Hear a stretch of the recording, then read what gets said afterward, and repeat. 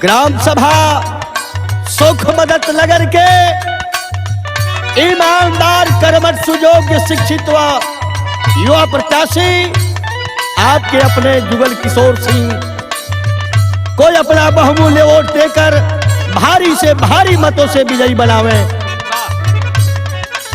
हरिओम music centre अहमदू के देख रेख में मैं गायक कलाकार राम मोहन यादव एक गीत लेकर के आपके बीच में प्रस्तुत हुआ है।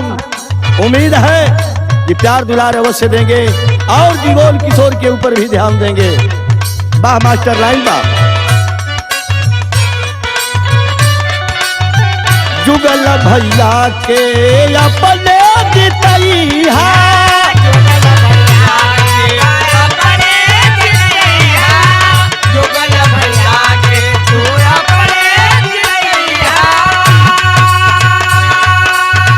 जुगल भैया के तू अपने जितैया अरे है बचा दिल के अरमान इनके बनादा प्रधान सुनाए चाचा सबके करेला सम्मान सुनाए चाचा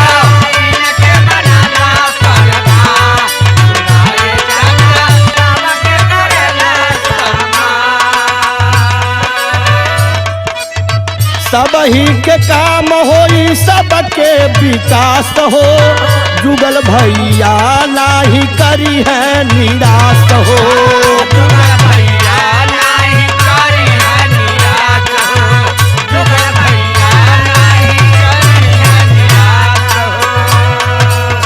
पल है गरीबी में गरीब के है भाई गौवा के बेटा हुए सबके सहाई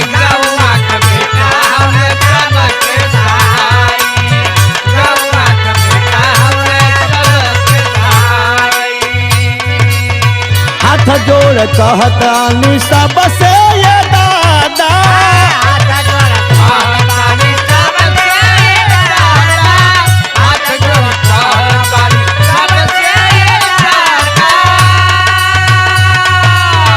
हाथ जोड़ी कहतानी सबसे ये दादा अरे रखी है बेटुए पे ध्यान सबके बनादा प्रधान सुनाए चाचा इनके बनादा प्रधान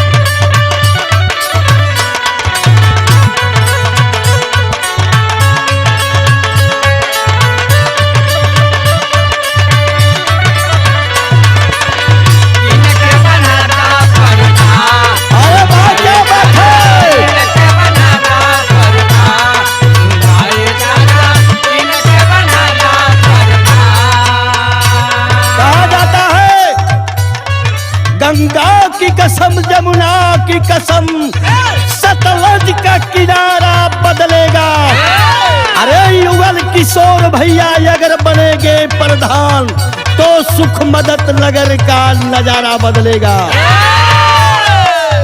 इसलिए दूसरी लाइन में कहे के पड़ल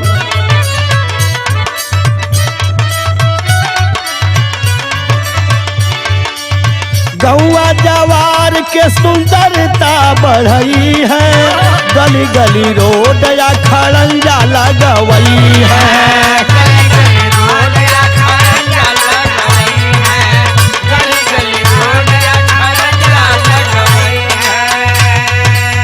बिजली का लोनी के व्यवस्था करवई है सुख मदद नगर के खूब चमकई है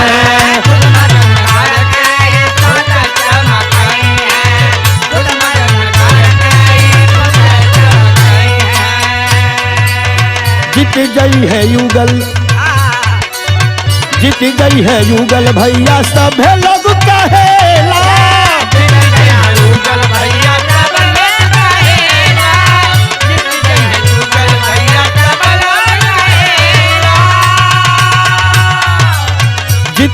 है युगल भैया सभे लोग कहेला,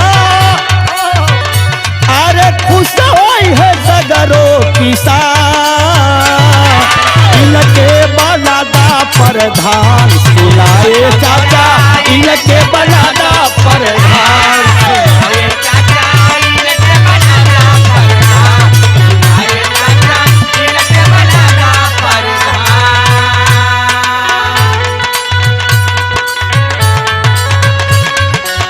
बाबा बाबा।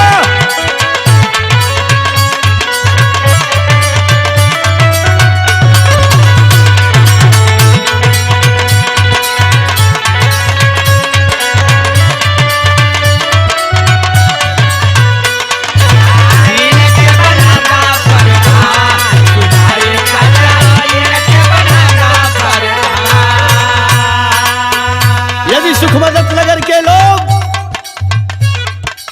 युगल किशोर सिंह के ऊपर ध्यान दे दिए, गांव की कमान हाथ में सत्ता दे दिए, तो उनका कहनाम है कि उम्मीदवार की डोर को टूटने ना देंगे।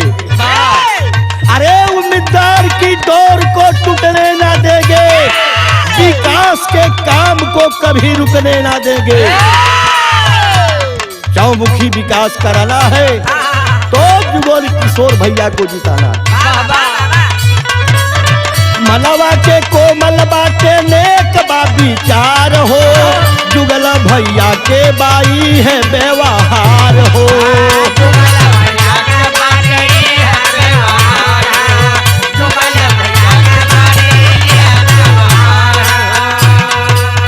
सबही के बात सुनी है करी है नालाचार हो, सुख मदत नगर के बाई है लालाकार हो।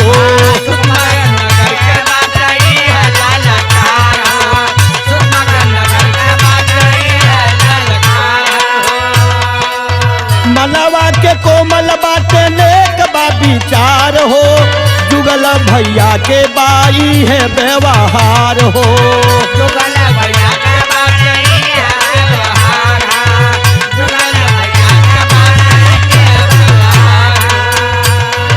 सबही के बात सुनी है करी है लालाचार हो, सुख मदत नगर के ई है लालाकार हो।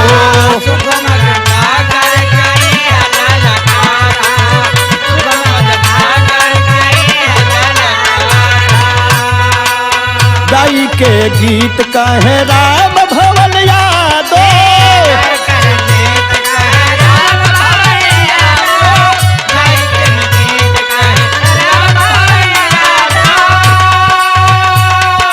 गाई के निगीत काहे राम भवन यादो, अरे गौवा के बाटे ईसान, इनके बनादा प्रधान ये चाचा मोरे, इनके बनादा प्रधान।